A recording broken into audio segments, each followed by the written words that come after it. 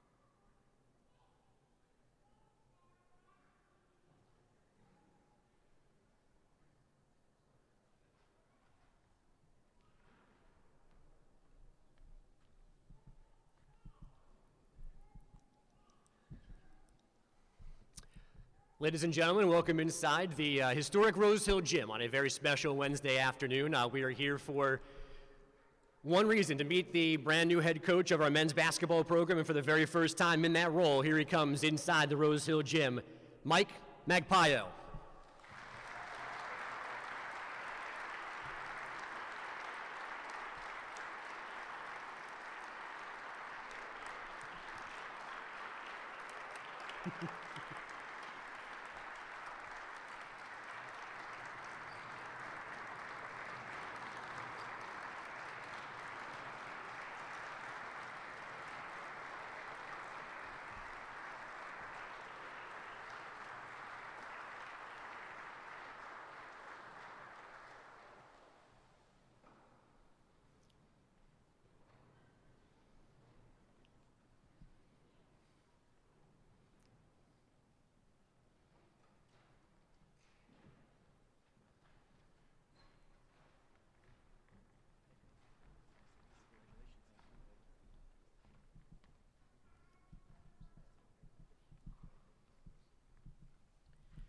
Want to give a special welcome as well to Mike's family, Caroline and Milo and Luca. We're so happy that you guys are here with us today as well. To begin, opening comments from our university president, Tanya Tetlow.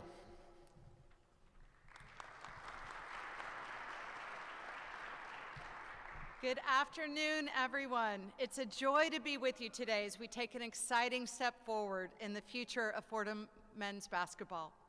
I'm thrilled to be here with you to introduce the newest member of the Fordham community, our head coach, Mike Magpayo.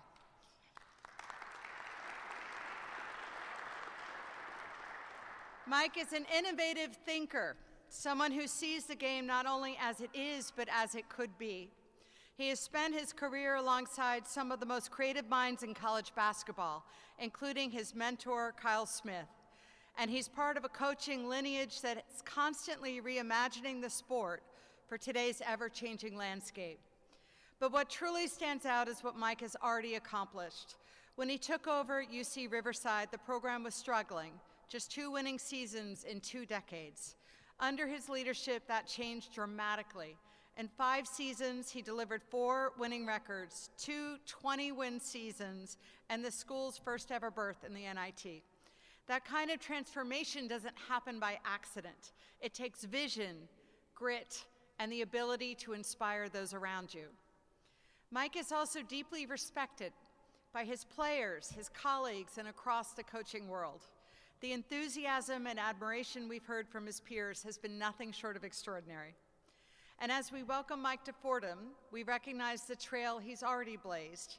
When he became head coach at UC Riverside, he made history as the first Division I head coach of Asian American descent. That was a powerful and long overdue moment for college basketball, and one that continues to inspire, especially for young athletes who now see themselves reflected in the highest levels of the game. Mike, we are proud to have you and overjoyed to have your family join the Rams, and we can't wait to see where you'll take us. Welcome to Fordham.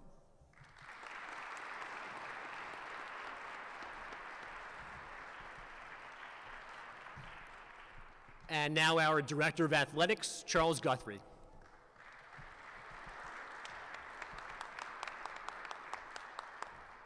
Thank you, and good afternoon. First, I'd like to thank everyone for being here today. This is a pivotal moment for Fordham University and our basketball program. I'd like to take a moment before I start my comments to have some reflection and extend my deepest gratitude to Coach Keith Ergo, Assistant Trey Woodall, and their entire staff for their dedication and hard work during their tenure here at Fordham. Their commitment to our university and the development of our student athletes was truly commendable, and the bonds they forged with the campus community and our basketball supporters will always be a special moment for the Rams. Now, as we turn the page to a new chapter, I am grateful for diligent efforts that went into our program to find our next head men's basketball coach. And I'm profoundly grateful for the participation of the Fordham Board of Trustee members, Darlene Jordan, Mr. Darrell, one of the great players of all time here at Fordham, and John LaMello. Also in that process was our esteemed Vice President, Roger Malishi, and also Mike T., the Chief of Staff. And then nothing can get done without our wonderful President, President Tanya Tetlow. So I want to thank that group for being involved, and there's countless others who have been involved to make this happen, from our Attorney General's office, Sherry and her team, just countless folks. I'd also like to thank DHR. Last but not least, we have Mr. Glenn Sugiyami here. He's the lead principal for DHR, one of the top search firms in the country. When you go to the Final Four or to an athletic director convention, you'll see everyone in the room have a direct path to Glenn to get them their resume. So we hired one of the best in the business, and we're delighted to have him. One of the cornerstones of a successful program is the alignment between the Board of Trustees, the president, the athletic director, and the head coach. This synergy lays the foundation for achieving greatness and fostering a winning culture that translates into our expected results on and off the court. I'm incredibly excited to be here today to introduce our new men's basketball coach, Mike Magpayo. Got that right? We are thrilled to have him join the Ramily. I would also like to extend a warm welcome to Mike's family, his wife Caroline, and their sons Luka Doncic, and Milo. We look forward to having them as part of the community. Now, while we're here today to meet Coach, when you set on these journeys with coach searches, you have the right fit in mind, and we were very clear on what our goals were to attract the next leader of this program. We wanted to be consistently competitive in the top half of the Atlantic 10 and ultimately compete for championships and watch those nets come down. Now, as an AD, let me be clear, there are a lot of excellent coaches in our industry, but when you've won championships in your career and you expect to compete for championships at Fordham, where it's been a long time, you are targeting more than just an excellent coach. At a place like Fordham, A successful coach requires a unique set of intangibles and requires an innovative mindset. When I met Coach, he immediately stood out as an exceptional person in all those facets we were looking for. But there's something else, more than what meets the eye, that goes into finding someone they can truly turn the tides.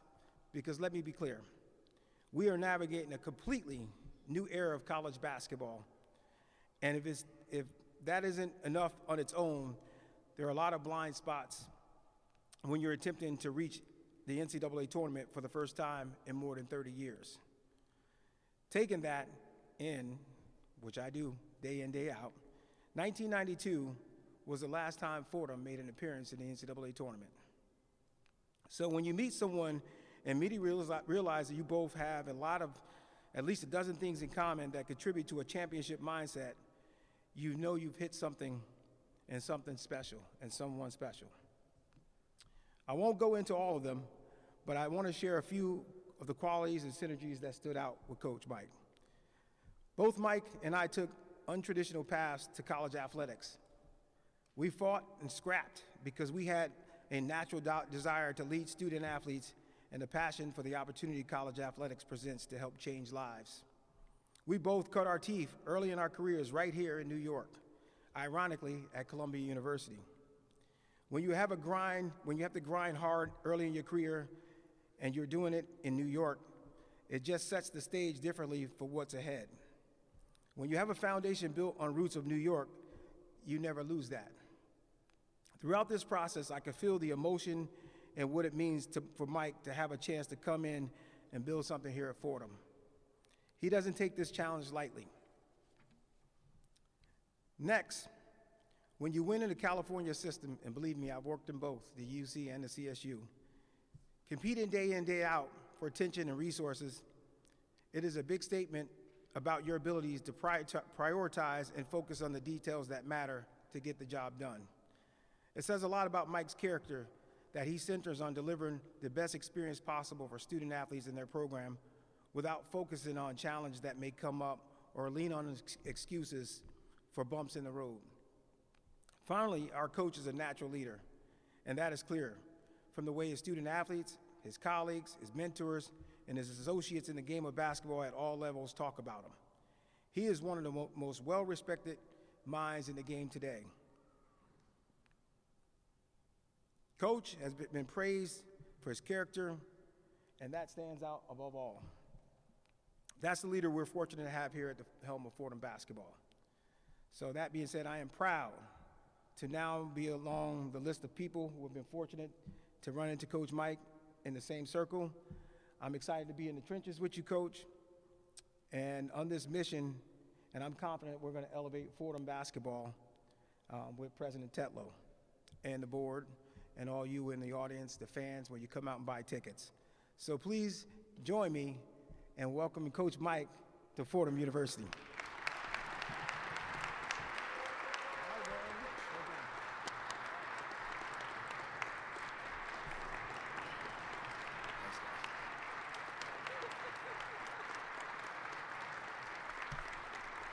Thank you, guys.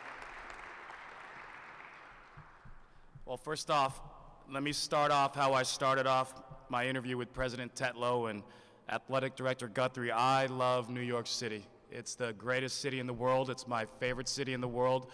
And it's why I aggressively pursued this opportunity. And on the flip side, it was why I was sick to my stomach every day through the process, hoping for the chance to lead this program. And when Charles called me and I got that message from President Tetlow welcoming me to the family, everything froze and tears streamed down my face. And they were tears of joy, I assure you. So let me please say thank you, President Tetlow, such a commanding present leader, and I truly felt that in the process. I am honored to lead your basketball program. And thank you to Charles Guthrie, who had the courage to give me and our Moneyball analytic intense program a true shot here at Fordham. My priority is to be a great teammate to you, Charles, and to serve your vision as best we can. To Daryl, Jordan, thank you. And you asked me some challenging questions in the interview, and I appreciate it. And Darlene and John as well. And to Mike, Charatello. I went after it there. Mike and Roger, thank you guys for your support through this. And thank you to Glenn Sugiyama and DHR Search Firm for running the best search, obviously, because it landed on me. I want to especially thank my wife, the toughest of all the Magpayos, Caroline. And we have a special gift for you. It's not from me, to be honest. They did it.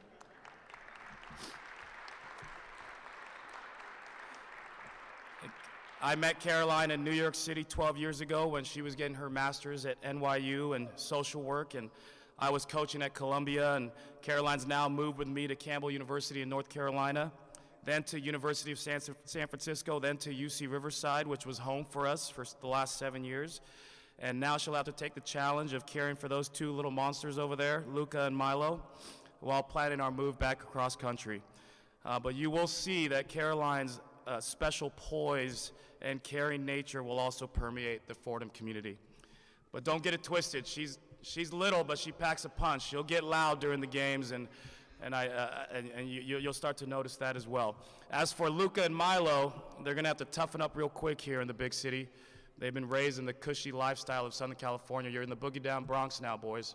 We'll see what they got.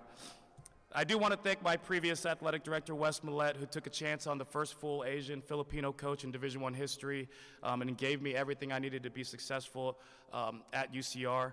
My coaching mentors along the way, David Patrick, who was my predecessor at UC Riverside, Kevin McGeehan at Campbell University, and Kyle Smith, who they mentioned. He was my former boss at Columbia and University of San Francisco. In 2010, Coach Smith responded to a random letter from a JV high school basketball coach from Southern California who was about to get his master's at NYU, and he gave me my first shot at coaching at the Division I level when he hired me at Columbia. Much of what I have learned about coaching, the blueprint of our system, the analytical approach, and the values of our program that I will share today come from Coach Smith. In fact, I asked Coach Smith for advice leading up to this press conference. Many say he's the smartest man in college basketball. He's the head coach of Stanford at this moment. And he advised me, get to Arthur Avenue. It has some of the best Italian joints in the world. And then my first order of business is to find a local watering hole for staff meetings. So I don't know how much advice, how well that advice is going to, but that was that was the advice he gave me. But it was while I was at Columbia that I became aware of Fordham University. And I'm extremely proud to have the opportunity because it aligns with our Catholic Jesuit roots, so this feels like home. And community is everything. In fact, when Caroline and I were talking about what made this position so attractive for us, it was we would be fortunate to have community, built-in community here, as two of our best friends in coaching and their families, my former staff mates, Dan Giroux and Kevin Hovde, just became the head coaches at nearby Iona and Columbia, respectively, so that was really good for us. I'm still selling my wife on the move here back to New York City. And in the last 4 days since I took the job, I've been motivated already by the strength of the community at Fordham University. I've felt it in the outpouring of calls and messages from alumni, supporters, New Yorkers in general, including many of my ex-Columbia players who still live in the city. And this world of basketball can be so small. I'll tell you a story. My old associate athletic director from University of San Francisco, Coach Frank Alaco, legendary high school coach in Northern California, happened to be coached by the one and only Frank McLaughlin in high school 40 years ago.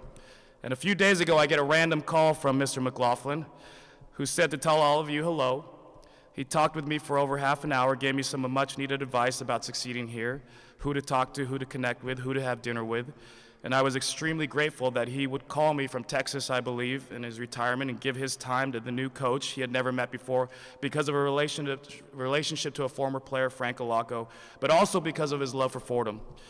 He also texted me right before I walked up here and said, "Don't screw it up." So I was getting heckled already, and my wife and I actually laughed at some of the social media posts from our social media posts, and there were some negative comments on there, and I said, "Hun, this is New York City. I would expect nothing less from New York City fans. So if we can turn those New York City fans around, we know Rose Hill will be rocking." And so how do we get this place rocking? First and foremost, we need to get guys who are in on New York City. This place has a certain energy and charisma, and there's an attitude here about New York City. You got to be on the hustle. You got to want that, and we want guys that value that. We will only recruit guys with great attitudes, great work ethics, and guys who really, really, really, really want to be here and wear Fordham University across their chests. I got to meet the team earlier, and I shared that with them as well. This program will be about human development. We aren't just developing great basketball players, we're into character and culture. We want fountains, not drains, givers, guys who are great to everyone on campus, to the community, guys that really, really, really love hoops. The ball should be bouncing at all hours in Rose Hill because our guys who love the game of basketball will love to work at it. We want light bulbs on the court, everyday guys. We'll push to have a high-performing mindset, the pace of our practice, the standards at which we hold each other accountable, our approach to anything. The idea that Coach Spoelstra, one of my mentors, fellow Filipino coach of the Miami Heat, he always says, how you do anything is how you do everything. And we really believe in that. This program will be about relentless accountability. So as much as I get all this praise, it will be a very, very demanding program in here. It's not all peaches and ice cream in here. We're going to go hard. Our attention to detail will be a big part of who we are as a team, how we prepare, how we execute a game plan, how we develop in the spring, the summer, the fall, leading into the season. From the day the team comes together for the first time in June, July, and again, this is a changing landscape of college basketball. It's fast, and that's like I told the guys, there is no time. Ask me questions. Let's get to know each other right away. Because when you get together in June, July, you have 1 year together every time. That team will only be together for 10 months. So who's going to put the best 10 months together? And we're on the hustle to do that. The healthiest, most courageous, most connected teams are going to win in the end. This program, though, has to be agile and be able to adapt to today's ever-changing landscape. We'll have to win in the margins. So, when we talk about analytics and that data-driven approach, we have to find value where others do not. That is where our data and analytic-driven approach can contribute to success, both in building habits and providing valuable information to aiding in our growth.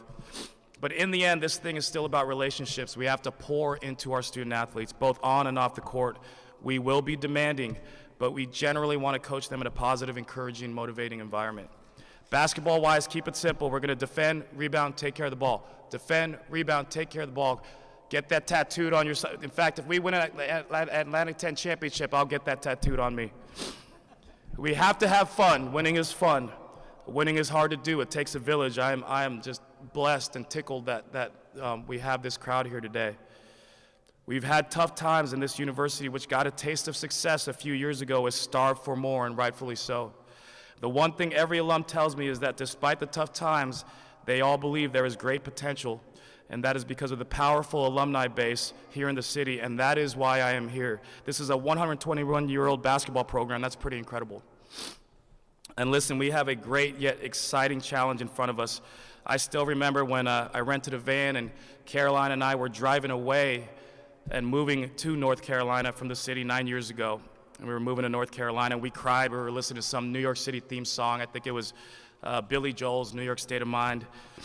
And tearing up knowing that we made it.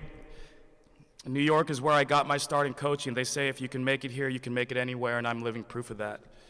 I am proud to lead this program. I'm proud to be part of this grand university and the Fordham community. But most of all, I am proud to be a Ram. Go Rams. Let's get after it.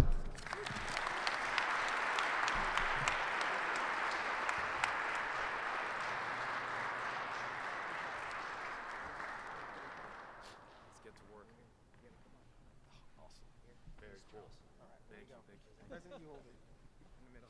All right. There you go. Gotcha. All right, ready? Go. Thank you. Right here. Okay. All right. You go. Me. Okay, gotcha. We'll get better. Thank you. Okay, ready?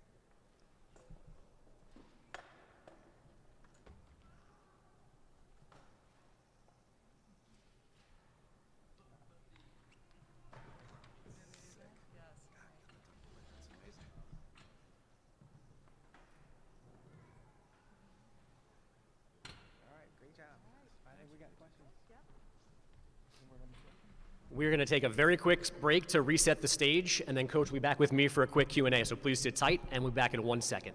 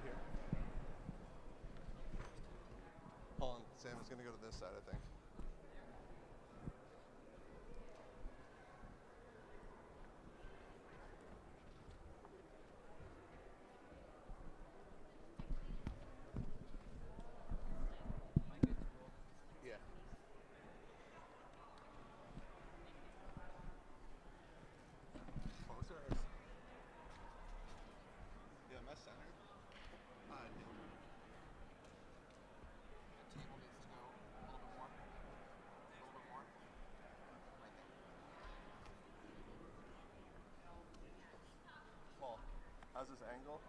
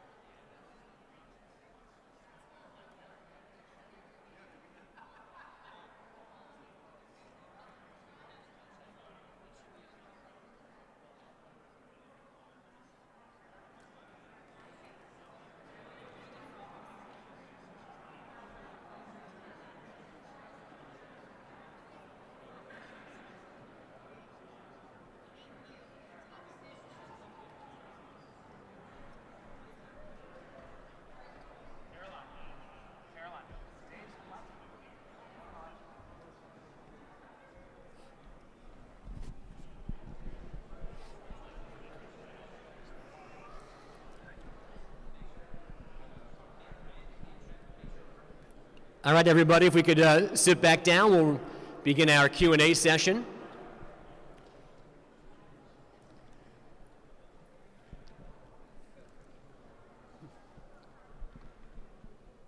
Once again, thank you so much for being with us here inside the Rose Hill Gym, and thanks for watching with us as well on our YouTube page. And let me once again congratulate the new head coach of Fordham men's basketball, Mike Magpayo. Coach, it is a pleasure, to say the least, to have you here inside the Rose Hill Gym. Oh, it's already a thrill, and just getting the tour today, it's been fantastic. I'm blown away. I'm blown away. You know, I 12 years ago, I'd come recruit here every year to watch the New York City high school championships, but never ventured out to the campus. So it was great to see that today. Let's talk about why we're here today. Why, in general, was it the right time for you to make a jump in your career, and why Fordham specifically? I mean, for myself, you know, I've been at the Big West level, and I'm just kind of, again, you're probably going to hear me talking numbers all the time, but the Big West was the 12th best conference in the country. The Atlantic 10, on kind of a down year, was the 7th best conference in the country. So, you know, it's a great challenge to get to the Atlantic 10. I'm very familiar with the league, just being on the East Coast and having a lot of friends that coach in the University of Richmond, and a lot of our coaching tree is there. And it's just an exciting challenge, but you know, the biggest part of it is I love New York City, and so it was something that when it came available, I targeted because of that. Again, it was a blessing to be hired, but it's, you know, can we scale up, and does our system and program work at this higher level, and can we do what we did at Riverside here in the Atlantic 10?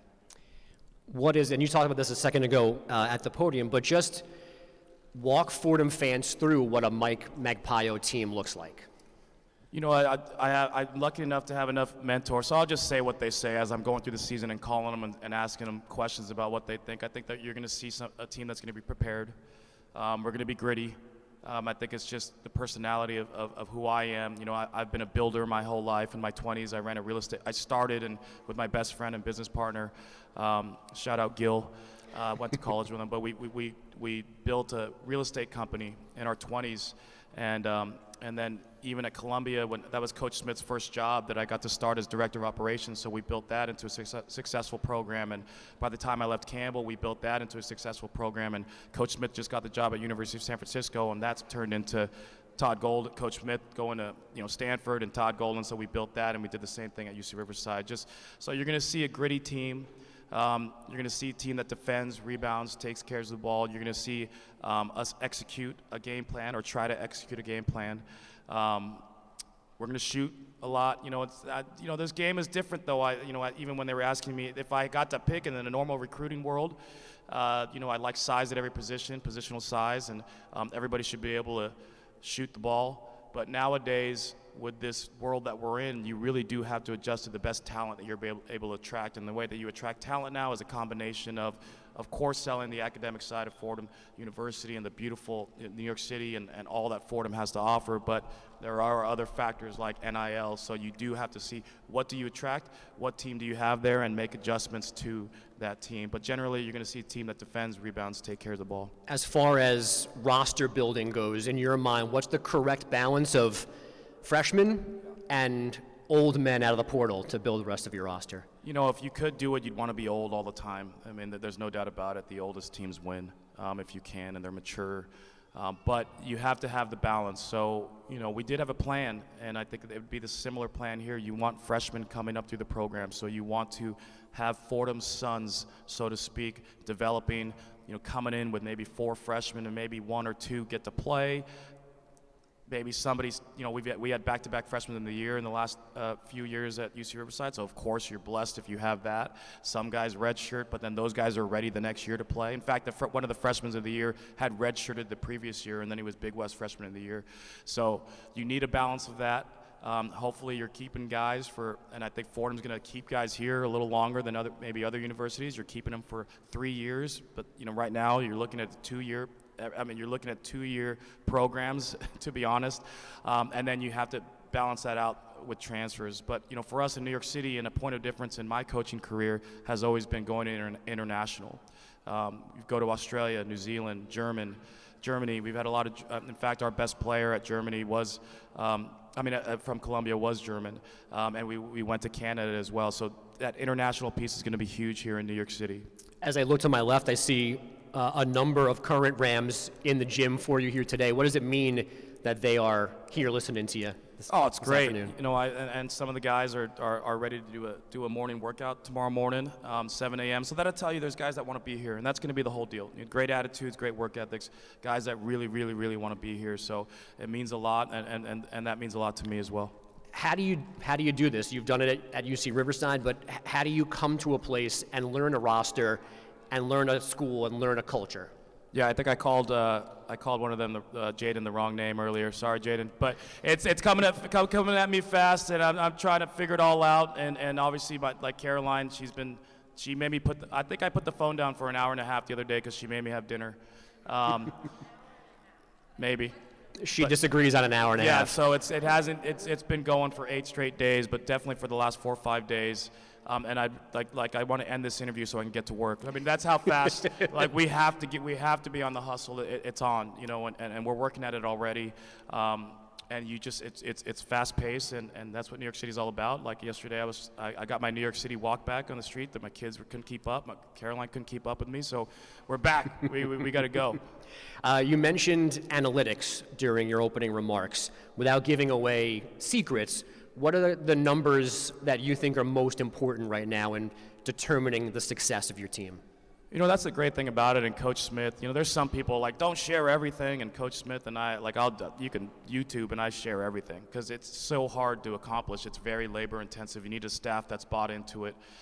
So there's so many different things, but we'll even take it to just the recruiting part. We're going to look at is this high school player, and then when he plays on the Nike EYBL, Adidas circuit, we're going to take those statistics and we're going to see if they're efficient. We're going to look at their usage rating, which just means that how much they're shooting the ball or whatnot, and are they efficient with that? I mean, and it's stuff that everybody knows. It's 3-point percentage, it's 2-point percentage, or is their assisted turnover positive? So we're going to look at that in the recruiting part. Even international players, we're looking at they're playing on professional teams out there, so you can take those stats. And a lot of people so analytics is the analyzation of statistics. So you would just if you wanted to see what did Jalen Brunson score yesterday? You're looking at it. You just look at a box score. But we extrapolate a lot of different things, and so we're just looking for efficient players. And then when you build your roster, maybe a guy's a great passer and he's not as much of a shooter, but you want to surround him with shooters. So you want to surround it all kind of makes sense, just pieces of the puzzle. So you're doing it in recruiting, and then it's and it's not like I said, it's still about relationships. This coaching thing and building a team and building a program is still about that. But we want guys that have a growth mindset and that are okay with the feedback, because they're going to be getting feedback every single day. Like when we do that 7 a.m. shooting workout tomorrow, Charles and the managers get ready to you need papers and pen, because you're going to be tracking everybody's makes and misses, and then they're going to put it into percentages and going to send to these guys. So Ryan Pettis is going to know I shot 70% on these 50 shots that I took. So it's feedback, and so you want guys, and it fits the Fordham academic profile. You want guys that get good grades because they're achievers, they're pleasers, so they naturally are okay with that feedback, and they want to get better. And if you're any kind of a competitor, you're competing against yourself. And then Pettis tries to beat Smith. He goes, well, Smith got 72%, so the next day, hopefully, they start competing against each other. So it's a lot of, it's also just the feedback and building their habits. You've already mentioned Kyle Smith and this Columbia staff, which is gaining more and more fame here, it feels like, by the second. I think we're now on 6 or 7 head coaches that have come from underneath Kyle at Columbia. How did you guys lose games with the amount of brain power in those staffs? Yeah, that's the funniest thing. That the one staff that had everybody, the grad assistant was John Jakes, who's now the head coach at Cornell, and even the student manager, John Andrzejczyk, who's the defensive coordinator at Florida, is now the head coach at Campbell. That was the worst year of my 4 years at Columbia, so I don't know. It's still about players. Maybe we're too much in the numbers. We got to recruit, and so it's still about players. I'm not sure. I remember, and you know what? That was the year that we beat Villanova by 16, and so we thought we were good early, and it fell apart on us in league. I'm not sure. They were all really close games, and winning is hard. It's a fine line, and even in business, I would say that all the time. It's a fine line between success and failure. It's close. You mentioned, I'll get back to that staff in a second, but you mentioning that you beat Villanova that year. Your Riverside teams had a win over Washington, Arizona State. What about you? What about your roster put you in position to knock off some big powers like that? Well, one of the exciting things here is we actually are on the other side of the spectrum, where we get to, schedule with some power and money in our pockets, whereas at Riverside we have to raise money by playing these guarantee games, what they call guarantee games or buy games. So if I have to play 5 or 6 a year, I'm going to pick off a few. People will give me credit for that. It's well, I don't want to, But, our whole program, and again, it really comes Kyle Smith. We all run the same program. I don't say it's identical because our personalities have probably, shaped it a little bit differently. But it comes from the Randy Bennett coaching tree. That's where Kyle Smith worked for a decade, and him and Coach Bennett built this thing together. This stuff makes you hard to beat. At the beginning, it makes you hard to beat. Just kind of the accountability of it all. Now, your friend Dan's at Iona, Kevin Hovde's at Columbia now. Have you guys already talked about playing each other in the near future? Everybody wants to play each other. I have to be intelligent about scheduling here, so I'm not giving them anything. But no, we're already in a group text, and the head coach of NYU, Dave Klatsky, is Kevin Hovde's brother-in-law, and we're all really close. So we're already we have an NYC group text just right now. They're probably texting me right now, but I don't mind, and I'm all about it. I think that anything to raise the profile of New York City basketball, because I really did. President Tetlow, I don't know if she bought it, but in my interview I said, I think you should think of this as the Silicon Valley of college basketball coaching, all these, and I'm probably the oldest one now, this young group of coaches who have innovative minds, and I lived with Dan Giroux for a year, and that guy's a creative mind, and Kevin Hovde's the offensive coordinator for Florida in the Final Four, and he's got a brilliant offensive mind, so it would be a challenge. We got to be strategic about scheduling here, though. We're so close to Philadelphia, and their collegiate inner-city battle is legendary. I think there's conflicting thoughts around here. There's very different dynamics. But do you think fighting New York City, tri-state area teams is important for you in terms of scheduling? Yeah, and so like I do think that. I think it's an exciting idea, and that's why I'm not shutting the idea down. You know, of course you always want to schedule from a position of strength, but you know I think that's what's cool about the Big Five is that they just play each other no matter what, and that'd be really really cool to do that here in New York City and find venues that are great venues or play St. John, and Coach Pitino I respect tremendously. I think he's the best coach in the world. We got upset in our Big West tournament this year, and I was like, I remember telling the staff, I was like, I bet you Coach Pitino would have won that game by 20. I was so upset with myself. So I would love it. That'd be awesome. You've mentioned offensive and defensive coordinators talking about your colleagues. I think you might have had a defensive coordinator title at one point. Do you have that in mind when you build your staff? Is that kind of the next frontier, so to speak, for college coaches? Yeah, and so when you talk about, and again, I give Coach Smith all the credit, and Todd Golden, again, he does the same thing, I was the rebounding coordinator at Columbia, so there's a defensive coordinator. In fact, Coach Smith was so out of the box thinking, he was like, what if we just put our offensive coordinator up in the stands with it, like the real football? And we were like, that'd be a little weird. He's like, yeah, but it'd be on ESPN. And so, we really do. There's going to be infrastructure. We're just looking at being the most efficient as possible. So that's just how I build it out. We usually have a defense, and I was the defensive coordinator for Coach Patrick at UC Riverside before I got the head job. So yes, we do structure it like that, and just anything where we'll have our fundraising golf tournament, that'll be delegated to a coach, and we'll have our, all this, everything's delegated. Our compliance liaison, you go deal with Chris Ray. We'll have our, we'll have everything. So everything's going to be structured like that. I work best like that. I think that's probably my background in business, just kind of having a plan always. You're obviously very busy, as you said more than once. I don't know when things will calm down and give you time to do anything, but what are you, non-basketball, most excited about to be back in New York City?